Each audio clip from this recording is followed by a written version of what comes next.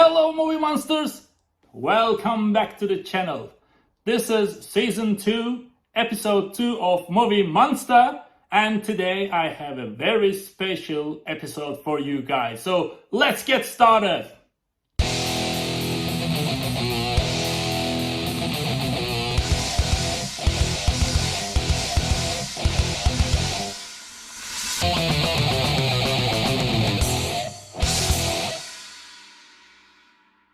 Alright, today's movie is Sleeping Beauties by Stuart Simpson. Today for the very first time I have a computer here. I'm checking every single detail so I won't make any mistakes.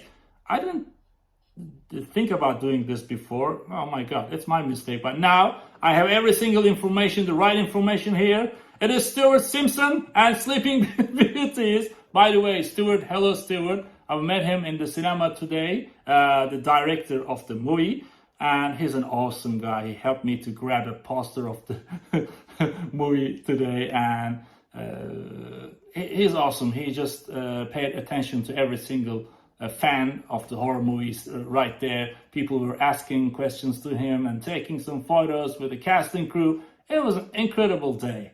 So I was so pleased to be there watching this movie.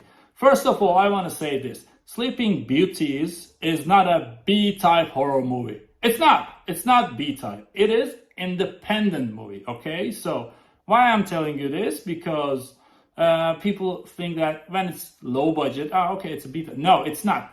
It's all about the soul that the director is giving to the movie. Sometimes people are shooting a movie with millions of dollars, just like the Flash of DC Comics, and the result is awful. I'm so disappointed with that movie, by the way, and it's a good example actually about this situation. And Stewart did a great job here. He's director and also the writer of the movie. The story was awesome. It's kind of thriller, but it says drama and horror. Yes, there is a drama part of the movie. By the way, I will tell you some details about the movie, but I won't give you spoilers, okay? Because I really want you guys to pay attention to this precious horror movie. It's a horror and drama movie, but I believe there is a thriller side of the movie too. And this casting crew did a very good job with this movie, okay? It's not B-type. All right, we completely agree about that. You should give it a try. Now I will give you some details about the movie without spoilers. It starts in Melbourne. Oh my god, Melbourne. And when you're watching a movie they shoot in Melbourne, it feels like home because you're living there, I'm living there. So hey, look at the streets and everything.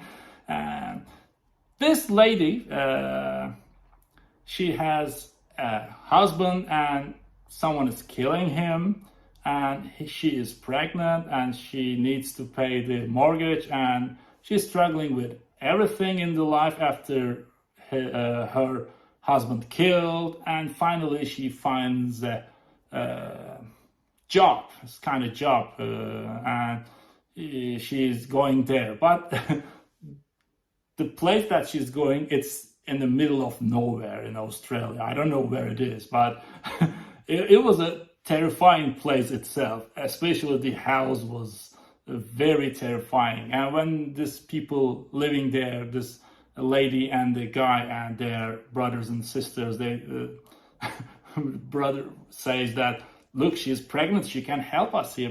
But the lady said, oh, all right, don't worry. I believe she's gonna do fine. She's going to do fine. And then they're hiring her to help the things in the house, cleaning the house and cooking and everything.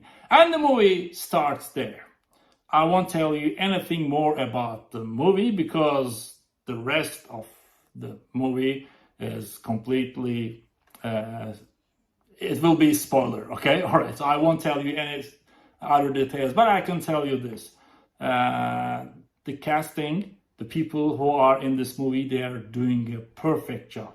They're really giving it, especially the pregnant lady. By the way, I thought that it was fake, but she was really pregnant at that moment. I'm so proud of her because, you're pregnant. I can't imagine how hard it is. and she's shooting a movie, and the movie is a horror movie. It's impossible. If I was a woman, I don't know if I could do that. It's really, because the movie is disturbing, and the scenes are very hard to play, and she did a great job. And the other people, there was brothers and sisters. They were actually crazy, and they were acting crazy beautifully. Okay, they were doing it very fine. So okay, that's it. I won't tell you anything more about the movie, but I want to share the trailer with you. Okay, there's no copyright thing on the video, so I believe I can share it. Because sometimes when you share these trailers, your video is taking a copyright attack, but with this one, I checked it, it's not happening. So let's see the trailer.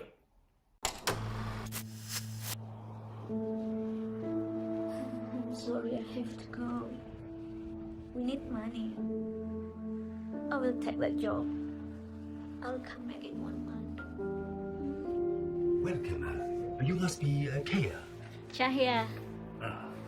Nice to meet you, Miss Maple. Pregnant? Oh, you failed to mention that on the phone. Where is the father-to-be? Yes, I'm a widow. Oh, well. You're my replacement. I'm so glad you called when you did.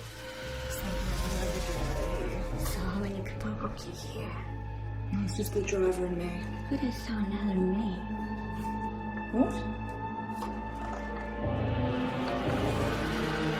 What's wrong with you today? You're acting very strange.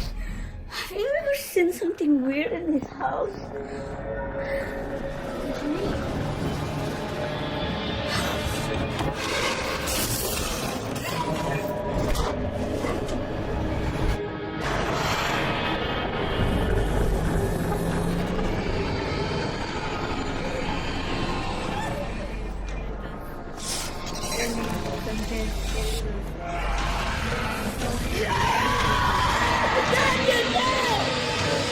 Get away from my baby! I don't want to lose you again.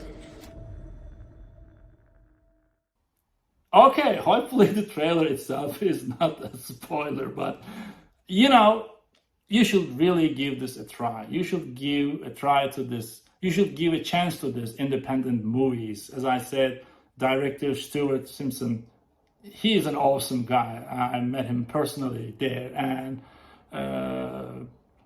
probably this movie will be in the cinemas. This was the first screening in Australia. As I said before, I'm so happy to be there at that moment. And after the screening, there was an interview with the casting crew. They were there sitting.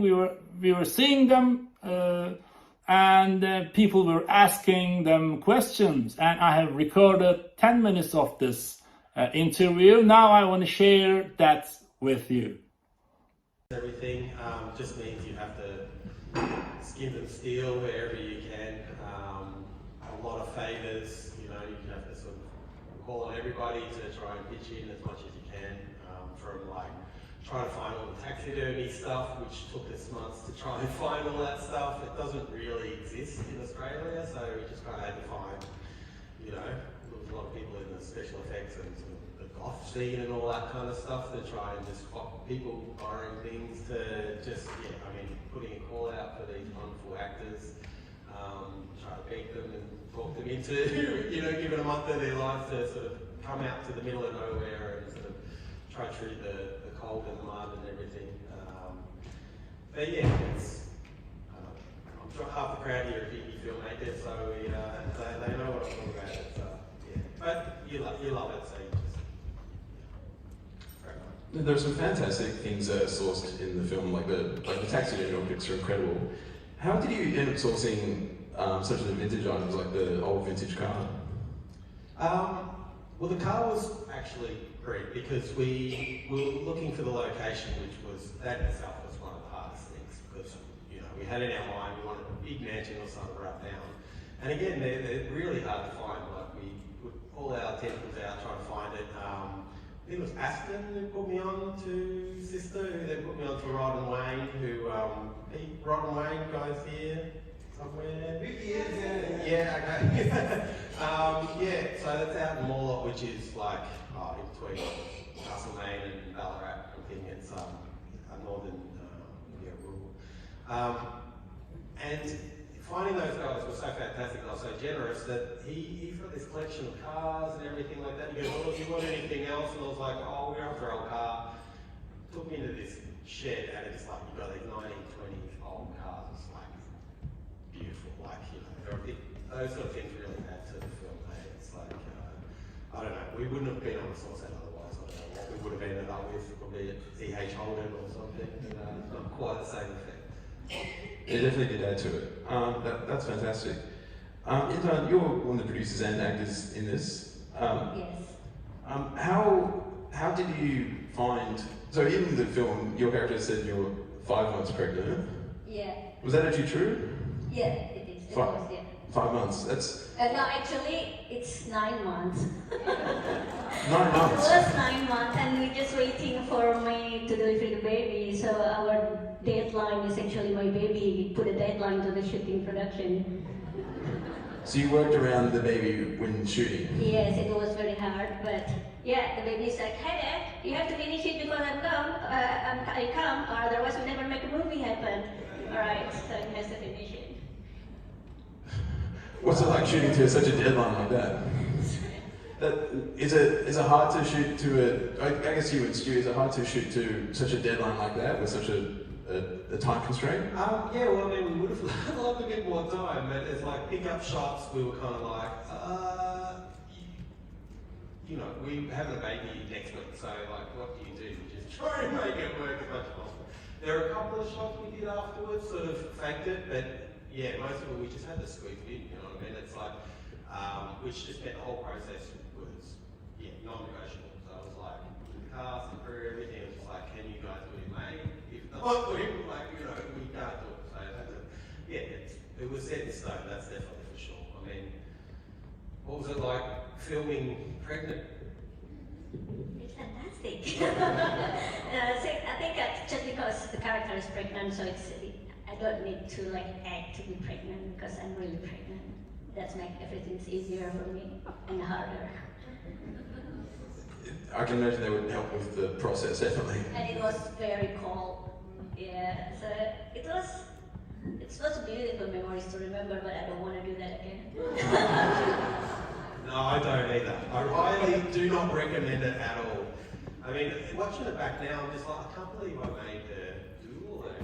Like, you just get in such a mindset of like, let's get the shot done and everything like that, and it just kind of be like, I had to step back and go, hang on, she's like only less than a month away giving birth, so like, should we be getting her to do 3 takes of her running from here to there? It's but you're a trooper and the baby's alright.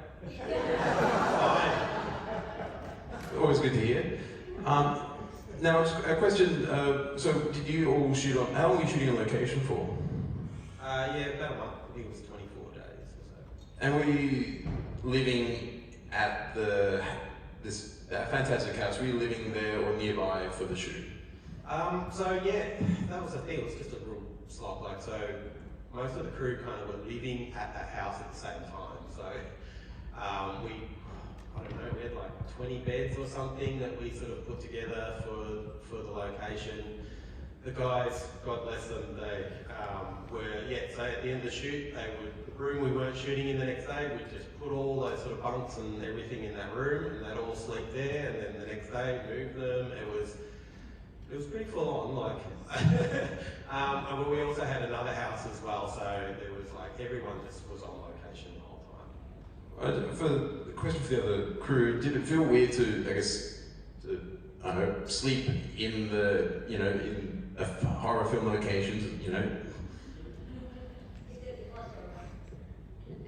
It is horror location, so it feels horror, so everyone can feel it. It's a creepy house, so yeah. We had a lovely warm room off set. So. Yeah, actually we pampered the actors. We were lucky. I should say that the crew had to sort of put go through hell, and then the actors were panned in this. Yeah, the crew. No, it wasn't that good. Yeah. Oh, it's working out. This is great.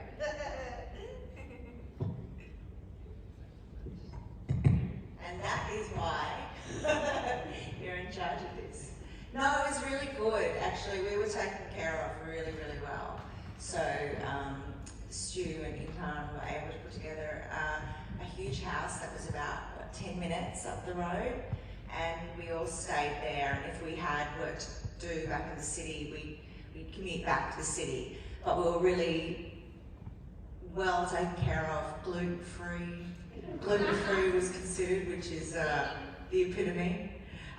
Yeah, so it was a really nice experience, and I made a lot of friends working on this. And I think that's, at the end of the day, working with a good team is above anything the one thing I'll take away from.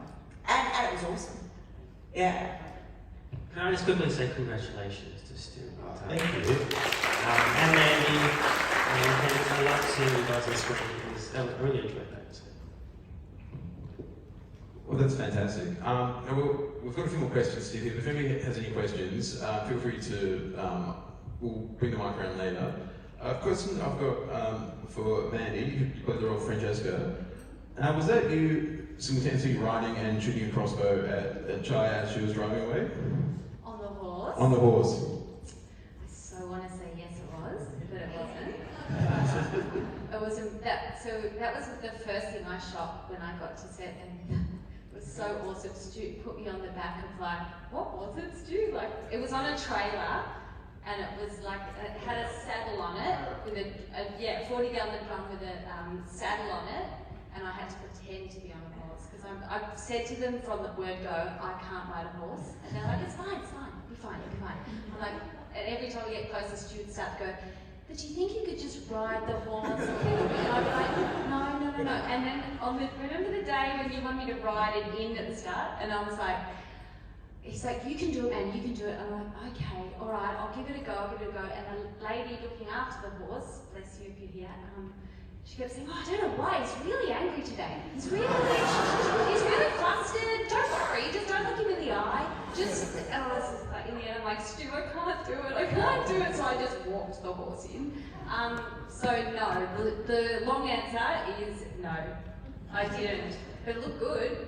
I had a beautiful stunt double shift and mate. I'm glad she gets paid to, ride the dangerous angry horse. Yeah, I'm so glad that she didn't. And yes, I just rode a barrel. Easy to wrangle.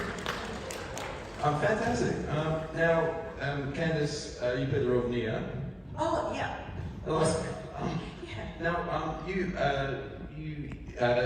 have acted acting in the classic TV soap opera Neighbours, correct? Yeah.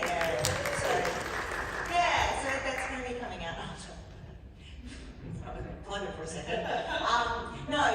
So it's an amazing sort of transition, but I think coming to like Melbourne and actually working on projects, I think you called it passion project jokingly, but working on projects like that, I think that's where you really get your chops, and that's where you really meet the people that you're like, yeah, I think I want to do this, or no, I don't think this is for me. But yeah, thanks for bringing it up. That's all right. How did you find the transition from, I guess, from horror to soap opera? Oh man, how long have you got? I think there's nothing, and I think everyone in this room would know that there is absolutely nothing like soap opera. I think acting in soap is completely different. And I was actually thinking when I was watching Sleeping Beauties that the naturalism of it makes me feel like I can see a clear distinction between the two genres. And as most of you probably already know, because you've probably all been aware of, Neighbours or soap for a long time. But yeah, I hope I answered that okay. I honestly, I just, I really enjoyed the film, not because I was in it, I'm just saying, I really enjoyed the film. I love the cinematography. I love the colour grading, and I think what was better was that I love that you were in it with your wife and your child, and I think that's a really unique thing to be a part of. Fantastic, Yeah. fantastic. See, I cringe like hell every time. Yeah. That was never supposed to happen, guys. I think, oh, what an egotistical, what an egg. It's, we try to get people and it wouldn't work. And Intan was also like, I like the idea of doing these intimate scenes. And I'm like, all right. And it was right up until the last sort of days of shooting. I was like, oh, so I'm doing this, right? So, yeah. But, you know, I think they were longer scenes. I've cut them down to the inch of, you know, there's not much left. Yes. Now, we've got a few more questions still. If anybody else has any questions, feel free to raise your hand nice and high and we'll pass the mic around. All right, so you listened to the whole thing from the casting crew, and as you've seen, they were so excited with this project too. They gave everything they've got, and I'm really proud of them. It was a beautiful movie. I'm so happy to see the first screening. If there will be some other screenings, maybe I will give it a try again to see the details. You know, sometimes you can't catch all the details when you're watching it for the very first time. Sometimes you can understand some details, and when you see it again, okay, that's fine. But for the first watching, my point is 10 to 10. Yes, 10 stars, golden stars, seriously. Because, look, I've given you this example, The Flash. They've spent millions of dollars, and the movie was awful. I felt so bad that I just brought my family to that movie, and we've spent a lot of money on that movie, more than $100 maybe. I don't even calculate the cokes and the popcorn and everything. So when you're spending a lot of money for this and you want to see something good, okay? The Flash was not like that, but this one, it was independent movie, low budget, but great soul, beautiful movie, okay? All right. Thanks for watching, guys. Hopefully you will give a chance to Sleeping Beauties 2023. Thank you so much. See you next time. Bye.